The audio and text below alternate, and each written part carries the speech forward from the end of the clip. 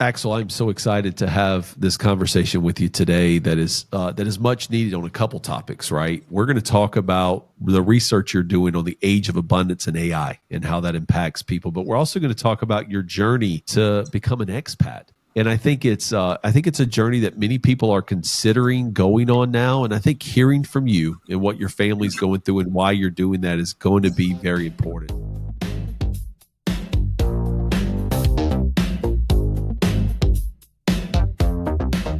Welcome to the Ideas by Mike podcast, where your one-of-a-kind life meets a one-of-a-kind financial plan. Every episode, we provide insights into financial markets, discuss strategies for navigating Wall Street, and explore how to make informed decisions in a constantly evolving financial landscape, all with the goal of helping you. So sit back, relax. This is not your typical money show. We're going to be all in on helping you live a one-of-a-kind life. Axel, welcome to the Ideas by Mike podcast. Yeah, thank you, Mike, for having me. So you wrote a book called The Ideal Wealth Grower. I want to start there because the book takes on real estate and how it can impact your financial future. And as a financial services company, we have to talk a little bit about money first. So talk about your journey with real estate and why you see that as a key component of somebody's a portfolio and lifestyle. Yeah, well, it started out basically realizing that one way to hopefully get to financial freedom when you start really late, like I did. I started basically in my mid-40s, early 50s. So it felt like I don't have like the full 40 years ahead of me anymore, is to make the money work for you and not just assume that you can basically make enough money and through your own like time exchange for money kind of approach. Then I looked at, okay, how can I make the money work for me and what have other successful people done? And my research at least showed that the vast majority of them do at least some of it in real estate and residential real estate. And I wanted to do something that I can learn, that I can really deep dive, become an expert and see where is the performance of the money, the investment that you make in the context of real estate the best. And when you look at the United States, the nicest areas to live at are not necessarily from an investment perspective the best performing areas for regular people like me. Right. If you are like, I was initially kind of fascinated by Arnold and the Terminator movies and the big money that he made and the amazing real estate portfolio that he created in California. But the enabling thing was that he made millions and he could invest millions, and I made thousands and I could only invest thousands. So I needed to go places where with being able to invest thousands, you can still build something. So when you did that, right? I mean, you obviously weren't living where you invested. It doesn't sound like that. Where did you go to find investment opportunities when you decided that real estate was going to be a key component of your journey financially? Well, the first place I went was into research at the old-fashioned way when we didn't have AI and Google too much and so forth. And the research basically showed me that to be able to do investing in real estate when you're not anywhere close, when you're not within like an hour's driving distance from where your assets are, either means you have to give up a lot of control, so you can go into syndications or you can get into REITs like real estate investment funds or stuff like that.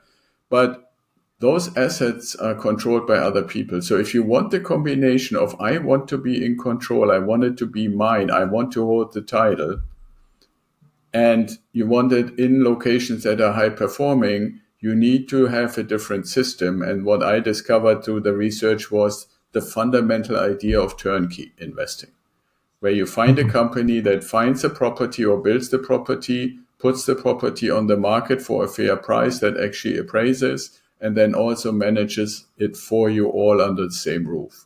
That was the first step. And then after I identified a bunch of companies with good reputation, then I started to invest with them. I want to go back just a little bit in your timeline, right? Because you're speaking like a true pro right now when you talk about, an hour away from where your assets are, having a turnkey approach to building wealth, investing thousands when others are investing millions. Those are like, it's gold from a concept standpoint. Your background is not in real estate, though, is it? No, I had my first life career, so to speak, was in military aviation, flying fighter jets through the air and protecting the country. Right. So I mean, like you flew over your experience in real estate is you flew over a lot of it, and most of the time very fast. Very fast, yeah. But then like in like a second or third act in your life, right? You realize that like real estate is something that for you was sound and secure, and something that you wanted to not only research but secure your family's future with. Is that correct? That's correct. And you can go a little cheeky and say, okay, I looked at the bottom of Maslow's pyramid of needs, and it has three things. It literally says shelter, security, and food. Right. So I've always liked gardening. So I always do a little bit of food for the family. I did Right. security for 22 years in probably the most amazing way you can. And then shelter was the other fundamental thing that will most likely always be needed. So it's in that sense a little bit of a logical and natural thing. Yeah. So what's the first year you got involved in? Do you remember the first deal you ever did to get started? Right. Yeah. So I was at the last assignment base, basically Holloman Air Force Base in New Mexico, where we were stationed, and I was responsible for bringing 800 soldiers and their families from Germany to that base to build a co-located flying training center between the German Air Force and the US Air Force on that same base. And the decision was made to say, okay, we don't want to build like some little thing where everybody is in a ghetto. We want the people to be integrated in the community, which meant a whole bunch of real estate needed to be built, because that was the city next, or the town next to the base is called Alamogordo, New Mexico, and was at the time a 25,000 people town. And so we needed to find a way to, with government funding, to get all these houses built. And the interesting thing was that the government guaranteed these houses to be basically paid rent to the people that occupy the houses for 19 years, because that was the contract that I had negotiated on behalf of the German government with the US Air Force. And still, even with that guarantee, very few people were willing to basically buy one of those houses and then rent it out to the people from the base. And I thought, well, I need to be a good example. So my wife and I, literally, in this case, bought one like three rows down the street. And that was our first investment property that taught me a lot of things. But yeah, I very much remember that one. And it actually worked in a sense that a lot of my friends and fellow officers, both US and German, ultimately said, well, if he's doing it, then we can do it too. Yeah. Oh, wow. That's a great story about how you saw a need. How it was at the bottom of the pyramid, and you saw opportunity coming. And I wouldn't even say that that's like insider information. I mean, it was strategic from a standpoint of the partnership that was being created, the military folks who were coming to the town, and at the end, do you still happen to own that property by chance? No, we actually ultimately realized this is a little bit of a bridge reverse, so to speak. When I got recruited right after retirement from the military to a software company in Santa Barbara, California, which is like about 2,000 miles away from New Mexico, or at least 1,000 miles. And what I realized very quickly, in that town of Alamogordo, there was no turnkey provider. Right. And what that means is basically, yes, you find property management companies if you hold assets. But the issue is always when the property management company was not involved in either renovating or building the property, anything that comes up that is not covered by warranty, you don't really find anybody to assign blame to if you want to. right? Okay. If you buy from a turnkey provider, you can say, okay, you guys renovate it or build it. You sold it to me. I can have a contract with you that says anything that you touched during either the building process or the renovation process, you are responsible for. And anybody who listens to us knows when you renovate or build something new and then you start using it, whether you're a tenant or the owner, most of the stuff that you start using, if it's not done properly, is going to break in the first 6 to 12 months. Right. But if you have a property that you just say, okay, I don't live here anymore, you have to keep in mind, I was responsible for this project, but I knew my retirement is like imminent, right? So I really only owned that property for 1 year. And then we tried to keep it under property management for a few years, but it basically taught me the lesson besides a few other lessons. You need to have, or the people that manage it for you need to have some skin in the game or some history with it or some contractual relationship with it, because otherwise, if they're only property management, then basically it's never their fault. They're really, like, by the literal meaning of the word, all they do is manage it. They don't take responsibility for the asset itself because they were not related to it or ever owned it themselves. Right. So, like, if people want, I mean, obviously, the Ideal Wealth Grower, the book you wrote, has more tips and strategies about like your real estate investment philosophy in there. Is that correct? Yeah, that's correct. And it has, idea and grower are also abbreviations. I don't necessarily want to go into too much detail unless you like to, but the whole idea wealth grower approach is basically how can you build a residential real estate portfolio away from where you live and focus your attention on the performance of the assets rather than the location. And it was triggered, as I'm sure you're very familiar, Mike. Whenever somebody speaks about real estate, they speak, in my experience, about two things. Location, location, location is the one thing that they somehow got drilled into their brain. And the other thing they're basically being told is that investing in assets means value appreciation, right? So they think about, okay, I buy real estate because I want to have it. And then after a certain amount of time, it has increased in value and I make a profit. Same thing, basically, like as if you were to invest in stocks in a company and you hope that it's the right company. And in a certain amount of time, the value of the shares is going to increase. And when you sell them, you make a profit. Well, that is one tiny component, not insignificant, but it's a tiny component of the overall ideal in real estate investing. And so the book is describing what are all the components and why there is things like good debt versus consumer debt and all these kind of things to really get an understanding. Why is this an asset class that is potentially a good one to build retirement income for you? And I could tell you, and tell our listeners, from having spent some time with you, not just on this podcast, but before this podcast, it's going to be it's a detailed study Yes. and I'm sure you leave some actionable steps in the book. Correct, Axel? Yeah, absolutely. I mean, I'm a big hater of analysis paralysis. So yes, read the book, but then take action. And if you feel that you're insecure in taking it on your own, then find somebody like myself or you, Mike, or other people who help you.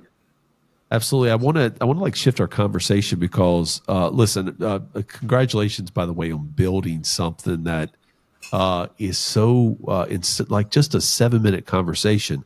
I feel like people already have learned some key terms like a turnkey approach and like the distance away. Like those are just like amazing concepts for people looking to be in real estate. And there's going to be more that they'll see, by getting your book.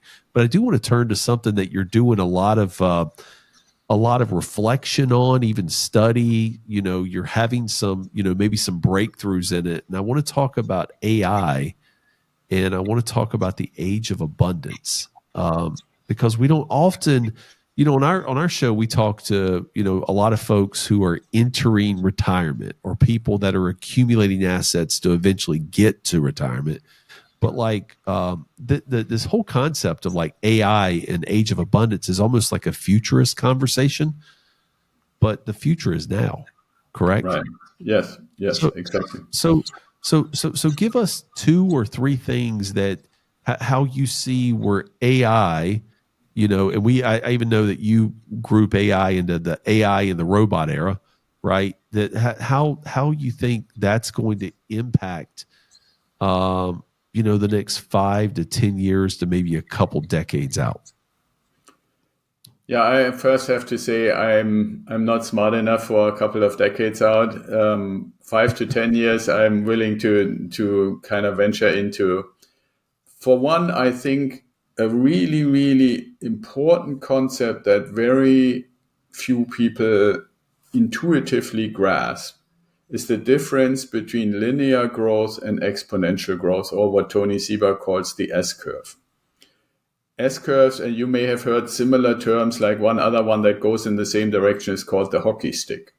Right? Right. Linear growth would be, like you have 1 plus 1 is 2 plus 1 is 3 plus 1 is 4 and so forth. That's linear growth. The S curve or the hockey stick is basically exponential. This, I don't know if your audience or you are familiar with, there's this old story from the ancient times in the East where I think it was Marco Polo or some Genghis Khan or somebody basically conquered or was about to conquer a place in the East.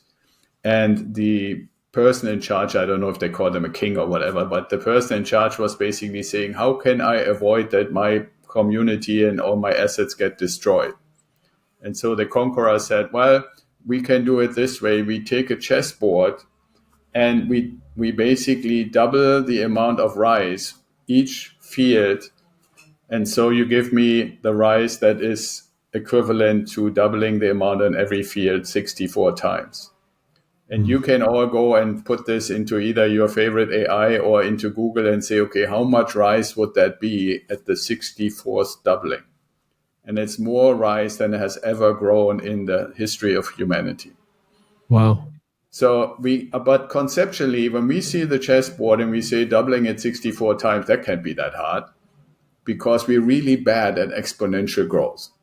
So now, why is this relevant? ChatGPT came out in 2022, I think in September. And in this really short period of time, it has 150 million people every day going in and writing a prompt. That growth in 3 years is multiples, as if we double on the chessboard, more than any other technology ever has in human history. So that exponential speed, and if we are accepting that these tools, these AI tools, get smarter and smarter every iteration, right? GPT-1 and then 2 and 3, and now we're at 5, I think. So what these things can do gets exponentially better. Now, you said when you asked me, okay, the distinction between AI and robotics.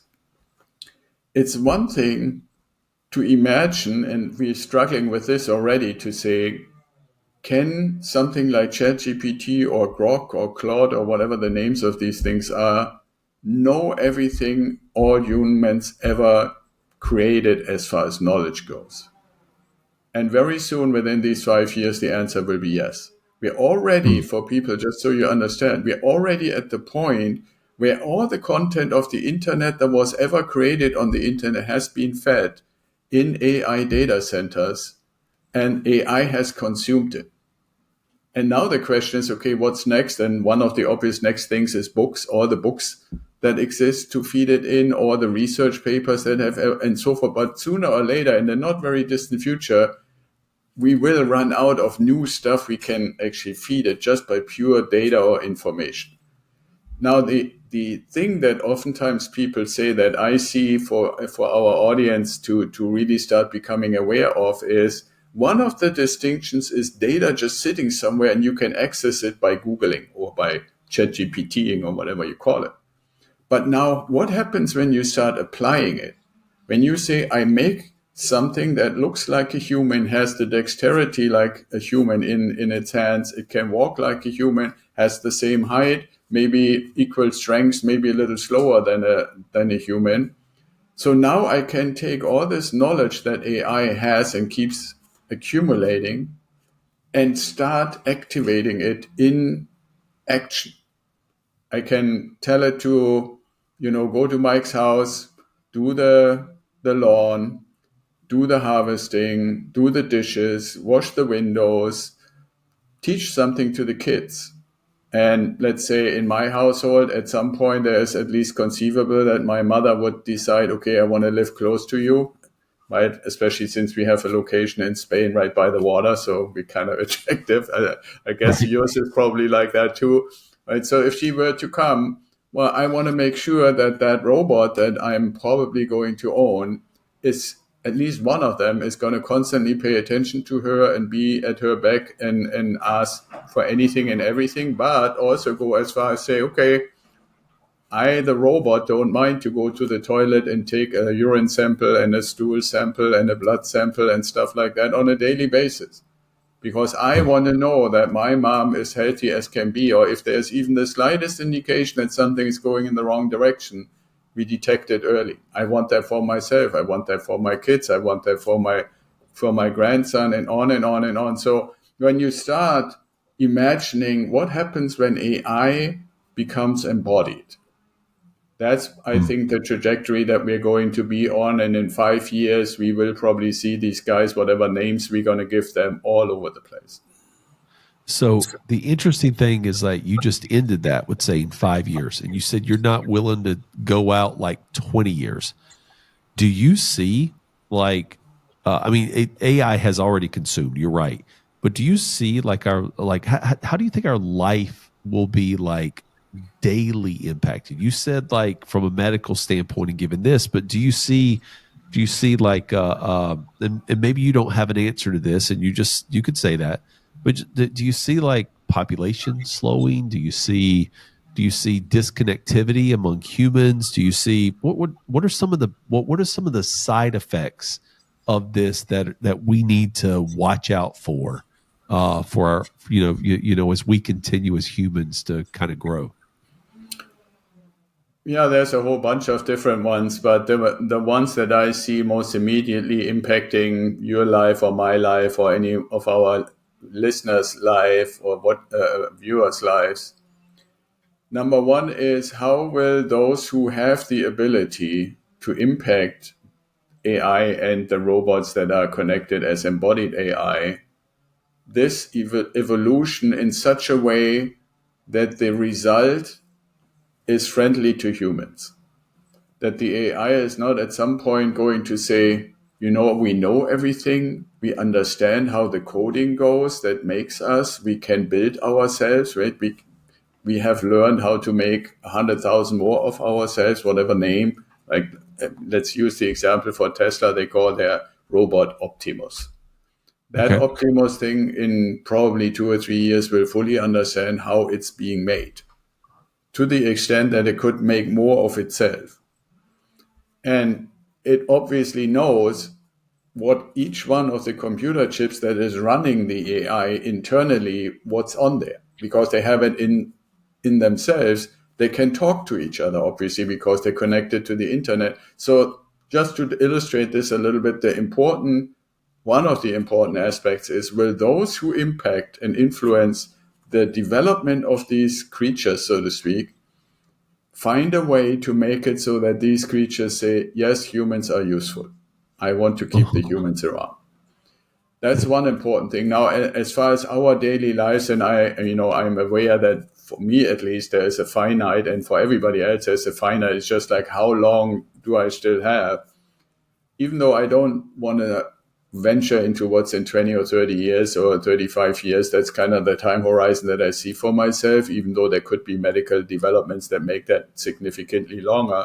But assuming we find a way to keep these embodied AIs friendly to us, there is an exciting future that I see, and that is for all the different things. And I encourage anybody listening or watching to ask yourself, what are things that you would love to do and haven't done, either because you say, I don't have time for that, or I can't afford to use time for it because it doesn't make any money, it doesn't pay me anything. So I would have to wait until I have enough money, enough income, or so forth to afford it.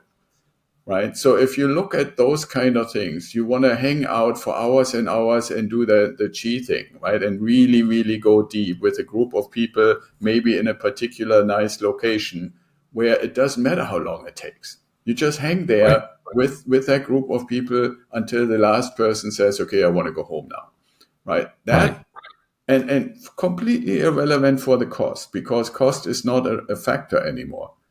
That would be one thing, So one thing that I want to encourage anybody to ask yourself: what would I love to master if money were not to play any issue? And I, for example, said for the last 60 years, I would love to be able to learn how to play the keyboard. That is something, right? And if money plays no issue, I can spend almost as much time as I want to, and it wouldn't cost much.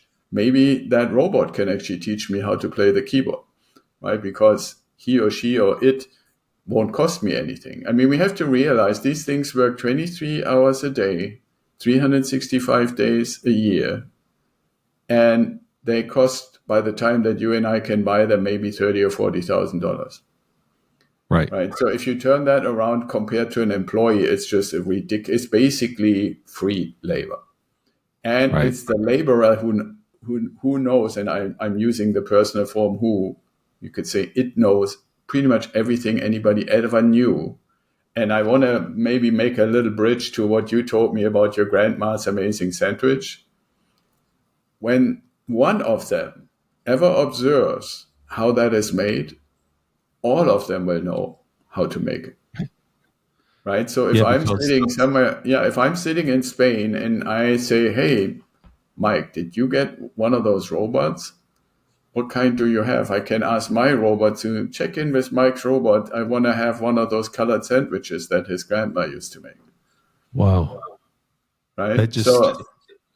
That just means that I can make her legacy even bigger now. Yeah, you can make it global, not now, but in maybe 5 or 7, 8 years, right? My point about it is, so there are many, many things when you start really spending a little bit of time in a quiet place and ask yourself, what would I love to do when any time or money constraints were out of the picture? And so the positive, optimistic vision that I have in this whole embodied AI is, I think there are so many things humans, especially in the Western world, have denied themselves exploring for either not enough time or not enough money, that will become possible.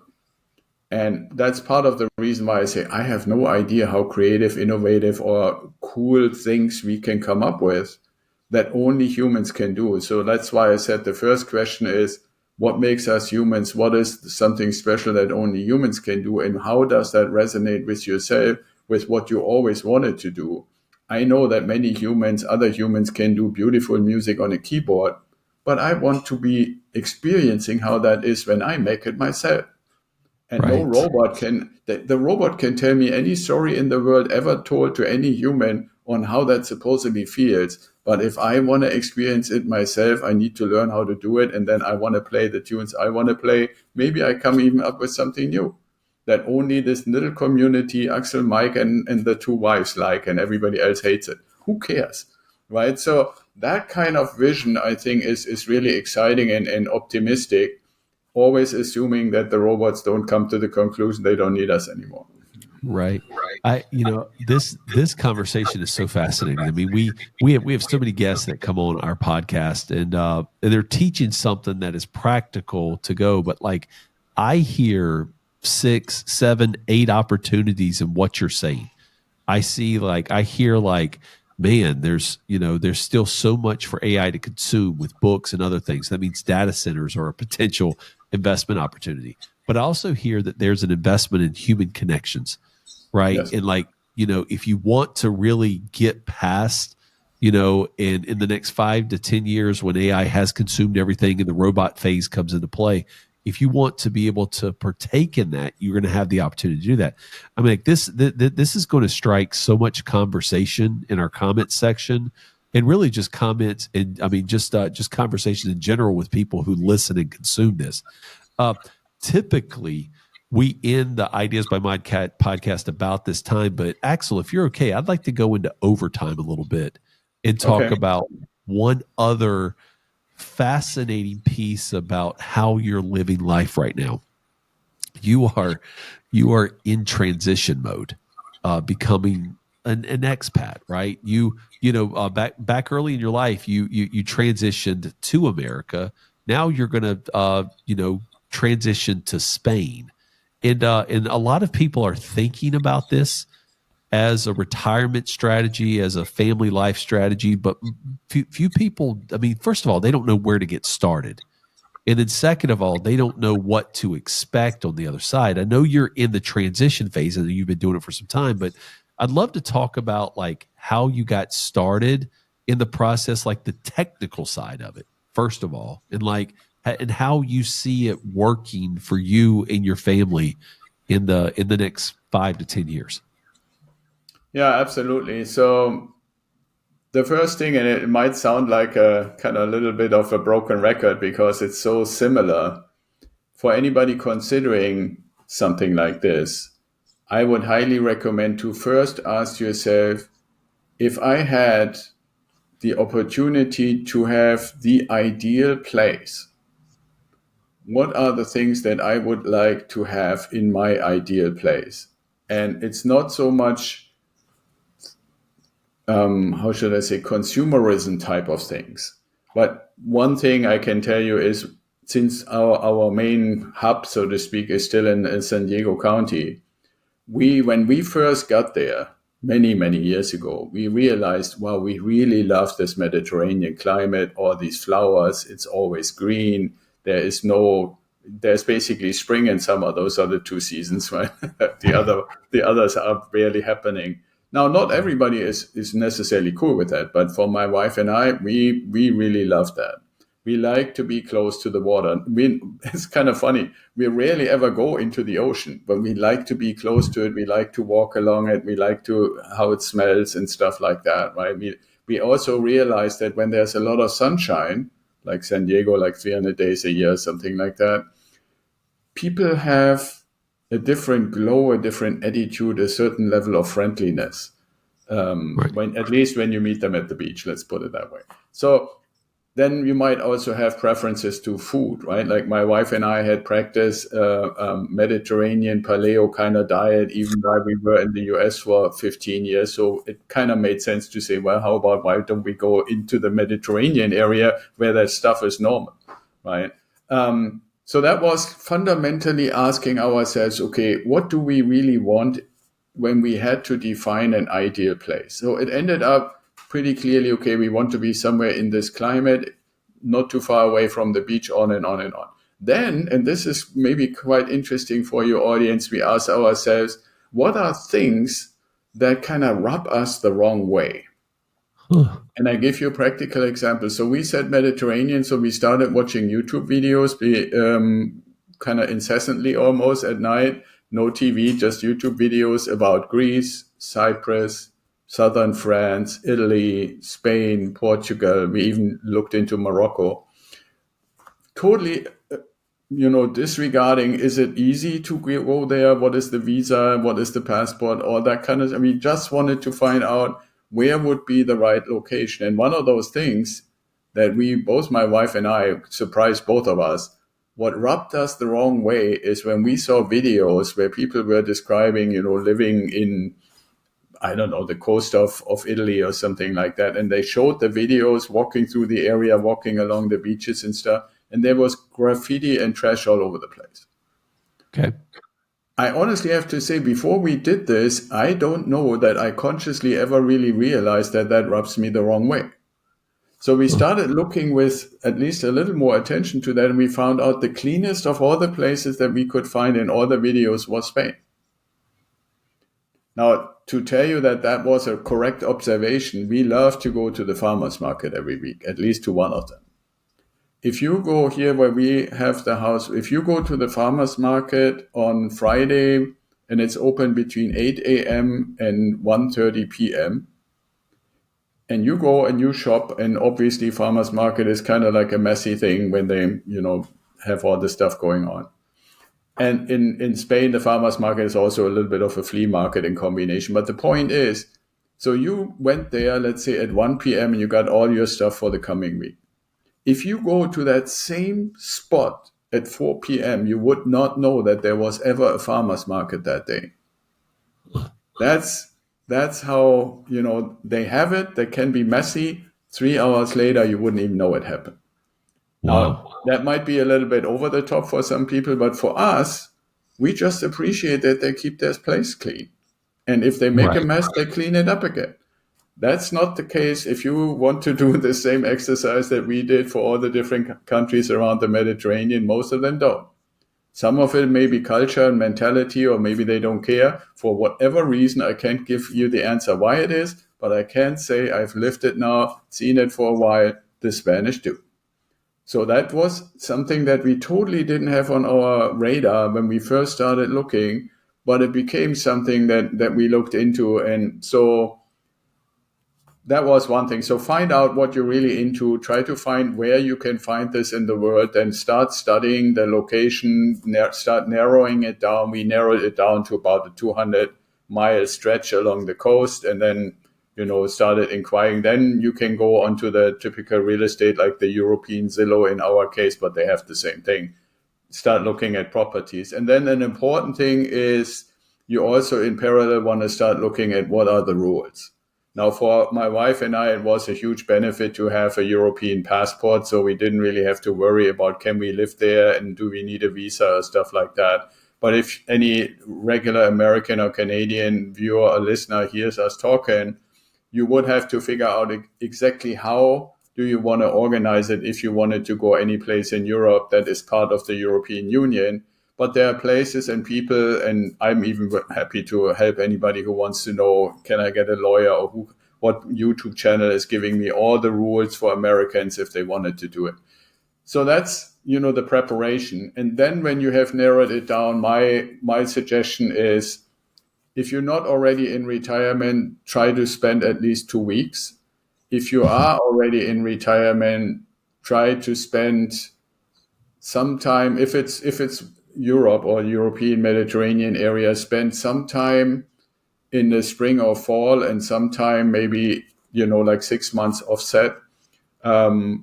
We found out, for example, that the location we are in 9 months of the year is perfect and 3 months of the year is really warm. Some people might call it hot. It's not Las Vegas hot, it's more like Miami hot. But we also came to understand one thing that's really cool that they have here is, in every room, you can have your individual little air conditioning system. And I was totally blown away, because I know you can have that in the US as well. But here, these things cost $350 per room. Right. And so at $350 per room, it is a no-brainer to put them in every room. And then you can adjust the temperature for every room. And anybody who has ever had modern air conditioning, it also means you have relatively low humidity. So it's nice to be in the rooms. So our house is basically like all kinds of different settings to do. I checked into this. What would it cost if I do the same thing in my house in San Diego? It was $15,700 to put all these different little units, self-contained units. And here it was like $5,500. Right. And so I found that same thing in Puerto Rico when we moved to Puerto Rico. Is every room has its own little air conditioner, and like you can literally go to Costco and get like an air conditioner for $297, right? And they're out of the way. They're at the ceiling, right? They're not like on the ground. They're just part of the artwork in your room almost. But and what's really cool that we found is nowadays the modern systems are so quiet that you don't even really realize anymore that they're running. It's not like the old things that you had a noisy thing. But so going back, so you want to identify what are you really into. Step 2, find the place in the world where you can get what you're really into, climate, culture, cleanliness, or whatever other variables you're into. Then find out what are the rules to be able to go there full time, half the year, or whatever. Like, by the way, in Europe, you can have an extended tourist visa, so you can come up to 179 days and don't have to be like a visa person or any of that kind of stuff. Yeah, and then basically, go and visit for a few times, different times of the year, and just experience the location, right? And don't. What I mean by that is not just go to the beach and hang on the beach all day long, but engage, go to the restaurants, go to some events, go and do some shopping, check out what's going on, participate in a fiesta. Every time somebody from the US comes visiting us here and we take him to any of those things, they're always blown away because all the cultural references, and I'm sure you see this in Puerto Rico, all go way beyond when the US was founded. So, like, for example, there is a fantastic little fiesta in the town next to where we live, where they celebrate that the Moors and the Christians, after the war between the Moors and the Christians ended, were capable of reconciling, not ripping everybody's religious building down. And so this fiesta, they have about 800 people in a little town of 10,000 people. 800 people in full costumes are doing this procession fiesta in Moors and Christian attire and music and stuff like that. And when we had a friend coming last year, and she said, "So what's the thing?" Well, this whole thing happened, I think, in 1530 something. 200 years before the US was even founded, they did that. Right? They were here, and this whole area that we are in, the Romans had it, and then the Moors had it for hundreds and hundreds of years. So culture, artifacts, buildings, traditions, and so forth. There's so much stuff. Now, I'm not telling you all this because I say everybody should come to Europe. I'm just saying you want to ask yourself, what are the things that are important to you? Some people love food, some people love culture, whatever, landscape, that's the important thing that I want to get across. Yes, the rules and the money is relevant, but it's really what makes you feel the best. And that's where you want to go. Yeah. The conversation about what you just talked about moving to Spain, I didn't hear one time you talked about I'm going for tax savings or I'm going to because the cost of living is lower. It was all lifestyle, and I'm sure there'll be some benefits, right? Because of the value. And by the way, if anybody wants to know, cost of living is 40% lower. Right, there it is. Right, and so like there's an intrigue to this relationship, right? Because more people are considering this, and I know that your hope is that by 2027 you're totally transitioned over. That's about your time frame, correct? Well, yes, the timing is correct, but what I meant by that date is I have my own definition of financial freedom. Right. Which means that my residences are paid for, not my investments. I make a clear distinction between that, but my residences are paid for and my passive income is basically at a level that means I can do and go whatever and wherever I want. Oh, so 2027 is a financial freedom date. Yes. No, that's amazing. What I'd like to do, Axel, if it's okay with you, is I'd like to, we're on the cusp of 2026 now, but maybe about a year from now, bring you back on the podcast and check in and see how, maybe get an update on your AI thoughts, but also come back and get like how the transition is going a year later, because I think people want to, people are brave sometimes to explore, but they need somebody's story to grasp on before they would actually execute an expat. And I would love to let's follow up together a year from now and come back and see how it's going for you. Yeah, absolutely. I would love to do that. And one little thing I want to say, if somebody is really at the cusp of trying, if you go somewhere like we did, please just rent. Right. Yep. Even if you say, okay, I'm already retired, I want to check this out for 3 months or so, or I might want to find out, don't buy anything, rent for a while, because that's different than being in an Airbnb or in a hotel. So if you rent and you have your own place and you can cook your own stuff and so forth, I highly recommend that. But I have seen people who came and said, "Oh, this is so cheap. I'm just spending $150,000 for an apartment," just to find out 6 months later that for some reason, one of the things that they really wanted isn't there. Right? Correct. That is exceptional advice, Axel. Axel, if our listeners wanted to connect with you, how would they best do that? Yeah, the easiest is just go to idealwealthgrower.com, and if you get to the homepage at the top right-hand corner, there is a little button that says Discovery Call. And I always love to engage with people, talk to people. You probably can tell from our conversation, and get to know people. And then we can see, can I help you or can I refer you to somebody who can? And for our listeners, what we'll do is we'll put that in the comment section of the podcast, whether or not you're listening on YouTube or Apple, Spotify. We'll make sure that you have access to contact him. And for those that are looking to continue to follow the path of One Oak Financial and just what we're doing in the world to be one of a kind, I hope you enjoy the conversation. But if you want to connect with us, go to oneoakfinancial.com. That's the number one, oakfinancial.com. And until the next time, Axel, I appreciate you being on the show today.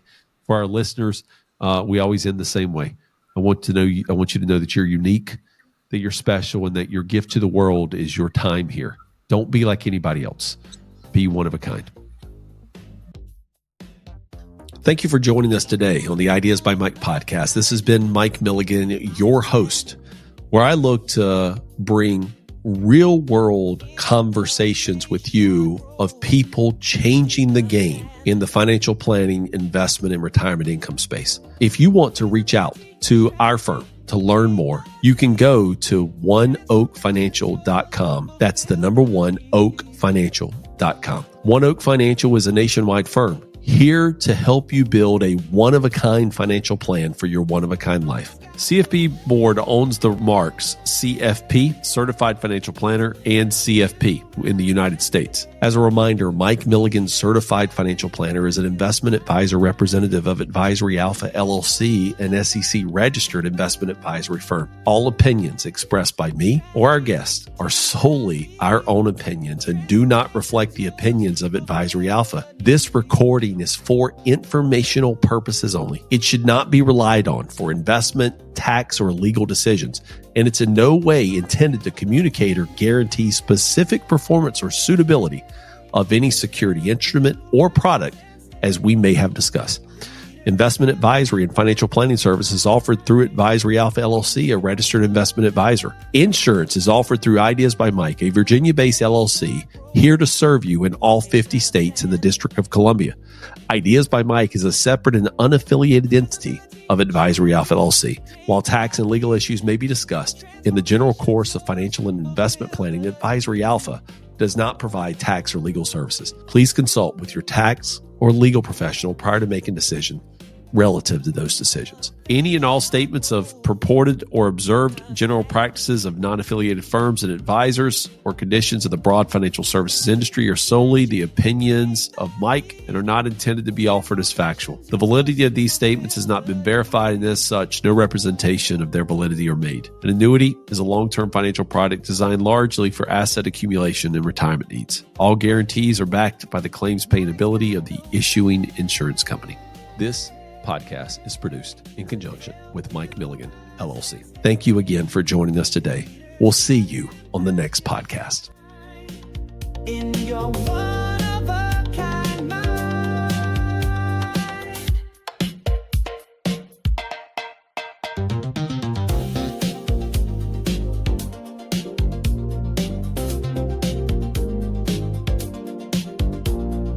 Be one of a kind. Take the flight.